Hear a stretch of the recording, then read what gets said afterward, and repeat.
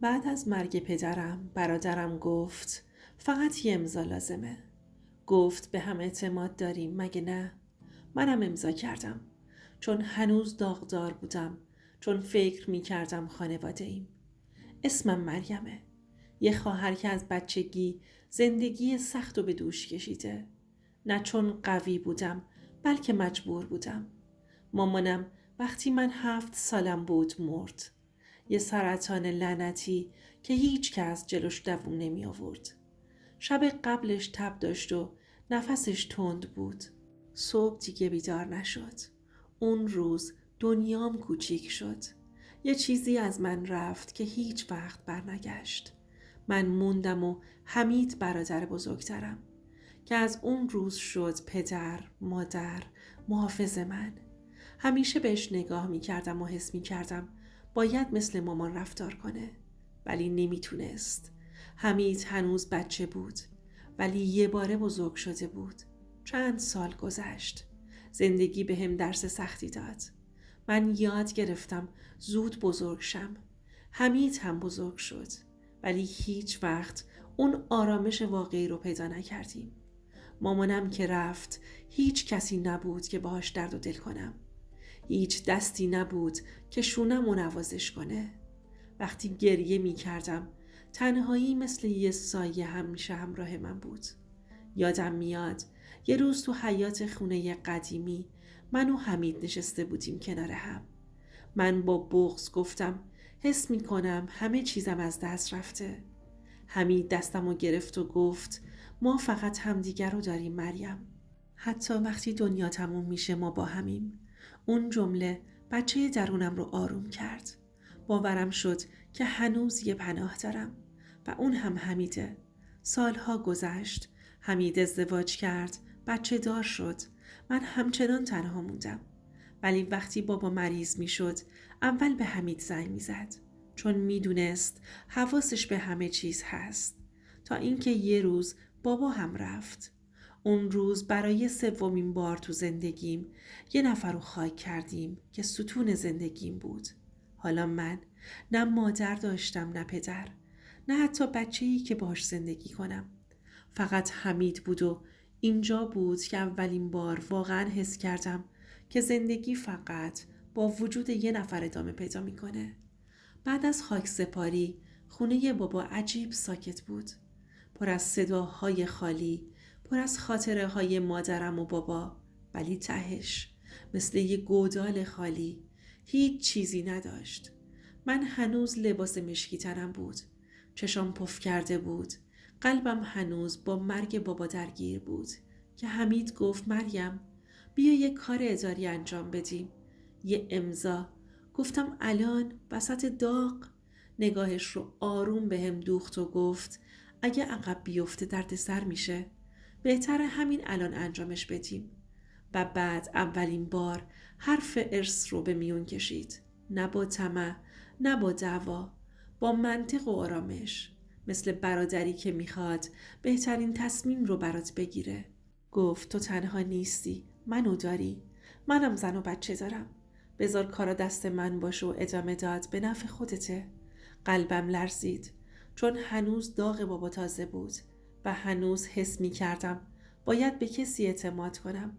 کسی که تنها پناهم بود. بعد چند دقیقه لبخند زد و اسم مامان رو آورد. مامان همیشه میخواست بین ما اختلاف نباشه. اگه بود خودشم همینو میگفت و من باورش کردم. باور کردم که حمید برادرم آدم درستی هستش. باور کردم که هر کاری میکنه به خاطر منه. ولی یه چیز تو دلم میلرزید. چیزی که من نمیخواستم بهش فکر کنم. امضا. اون یه کلمه ساده ولی بارها سنگین تر از هر چیزی بود که حالا حسش کرده بودم. چند روز بعد حمید دوباره موضوع ارث رو باز کرد. این بار کمی جدی‌تر، کمی رسمی‌تر. گفت فقط یه امضا لازمه، قانونیه. بعدن سهمتو میگیری. گفتم بعدن یعنی چی؟ لبخند زد و گفت تو به من اعتماد نداری؟ و من بهش اعتماد کردم. چون داغم تازه بود. چون هنوز حس می کردم بدون اون هیچ چیزی ندارم. و چون همیشه به هم می گفت ما فقط همدیگر رو داریم، اون روز من یاد گرفتم که بعضی اعتمادها حتی وقتی از سر عشق میتونن خطرناک باشن. اما هیچ کس نمیتونه وقتی داغ داره بفهم خطر چیه. روز دفترخونه هوا سرد بود. همین که وارد شدم یه بوی فلز و کاغذ و سردی عجیبی پیچید تو فضا. برگه ها روی میز ریخته بود و اسمم رو بارها نوشته بودن. یک لحظه حس کردم هر ورق یه تیکه از زندگیمه که داره تو دست دیگران میره. پرسیدم این چیه؟ چرا این همه برگه؟ حمید لبخند زد. همون لبخند همیشگی. ولی یه چیزی تو نگاهش بود که نمیتونستم بخونمش. گفت وکالته. برای اینکه من بتونم کارا رو انجام بدم. سهم تو امن بمونه. چشام گرد شد. من چیزی نمیفهمم. بعدن سهم من چی میشه؟ باز هم لبخند زد و دستمو گرفت. بازم گفت تو به من اعتماد نداری؟ به روح مامان قسم حق تو میدم. دستام لرزید. نه از ترس، نه از شک، از داغی که هنوز توی قلبم بود. داغی که هر روز یادم می آورد مامانم نیست، بابام نیست و تنها پناهم همین حمیده. هر صفحه‌ای که امضا می کردم حس می کردم یه چیز مهم تو زندگیم داره جابجا میشه. ولی یه صدا تو ذهنم می گفت این اعتماد ممکنه زندگیت رو از بین ببره. ولی قلبم آروم بود. چون هنوز فکر می کردم برادرم هر کاری میکنه به خاطر منه. امضاها تموم شد.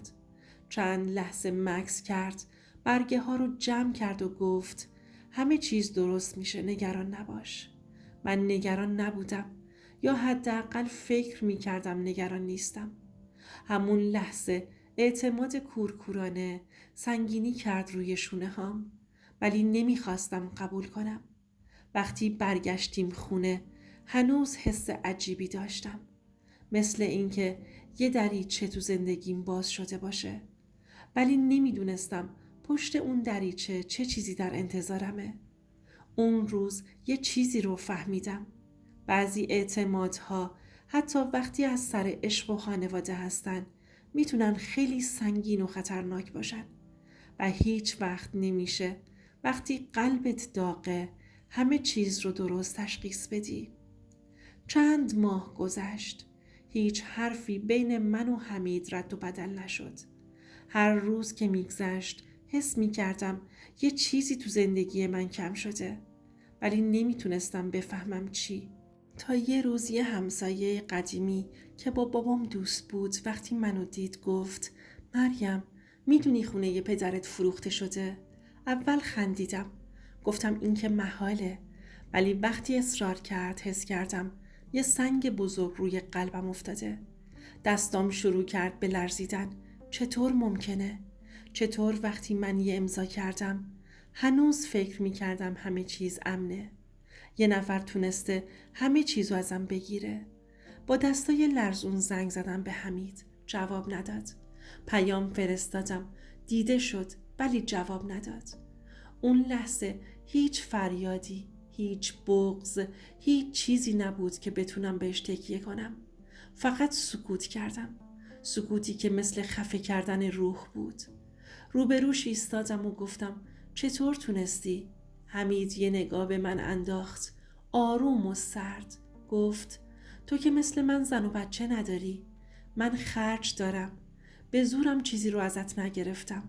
قانون هم با منه. قانون یه کلمه ساده که مثل یه پتک کوبیده شده رو سرم. حق با قانون بود ولی وجدان چی؟ وجدان هیچ جایی نبود. حس می کردم تمام اعتمادم، تمام قلبم مثل شیشه خورده شده و به هزار تیکه افتاده.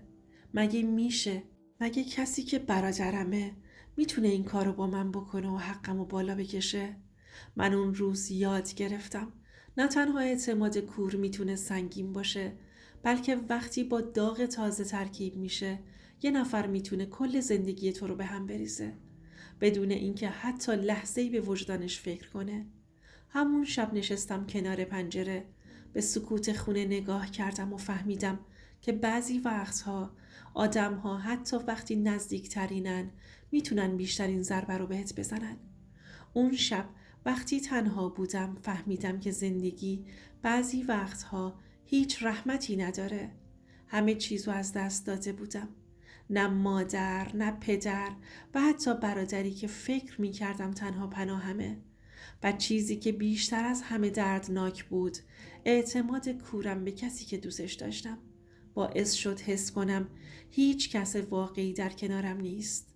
ساعتها نشستم روی مبل خونه قدیمی، به سکوت گوش دادم. هر صدای باد، هر صدای تیک ساعت انگار داره بهم یادآوری میکنه که هیچ چیزی مثل قبل نیست. و تازه فهمیدم که ارث فقط پول نیست. ارث یه آزمونه و بعضیا توش حتی نزدیکترین هاشون همدیگر رو از دست میدن. حالا از تو میپرسم، کسی که این داستان رو گوش میکنه، اگه جای من بودی با برادری که اعتماد تو رو شکست چیکار میکردی؟ میبخشیدی یا قطع رابطه میکردی؟ جوابت برام خیلی مهمه. میخوام بدونم شما تو همچین موقعیتی چه تصمیمی میگیرین؟ یه نکته مهم هم هست که میخوام بهتون بگم. هیچ وقت حتی برای نزدیکترین کس هیچ امضایی رو با دل داغدار نزن. حتی وقتی فکر میکنی اون شخص بهترین انتخابته. گاهی یه تصمیم ساده میتونه کل زندگی تو رو تغییر بده. دوست عزیزم، اینم از داستان امشب. اگه این داستان تونست قلبت رو تکون بده، لطفاً لایک کن تا بدونم تنها نیستم. و اگر تجربه‌ای شبیه به این داستان داشتی حتما تو کامنت ها بنویس. شاید صدای تو بتونه نجات بخش یکی دیگه باشه. و اگر هنوز سابسکرایب نکردی لطفاً کانال رو ساب کن و زنگوله کنارش رو بزن. اینجا قراره صداهایی شنیده بشه که هیچ کجا گفته نشدن. صداهایی که ممکنه زندگی یکی رو تغییر بده یا حداقل فکرش رو تغییر بده. و در آخر ممنونم از همه شما که تا پایان این داستان کنارم موندین. این شما بودید که باعث شدین این داستان ها معنی پیدا کنه و همین باعث شد که من همچنان ادامه بدم و داستان های واقعی بیشتری رو براتون تعریف کنم.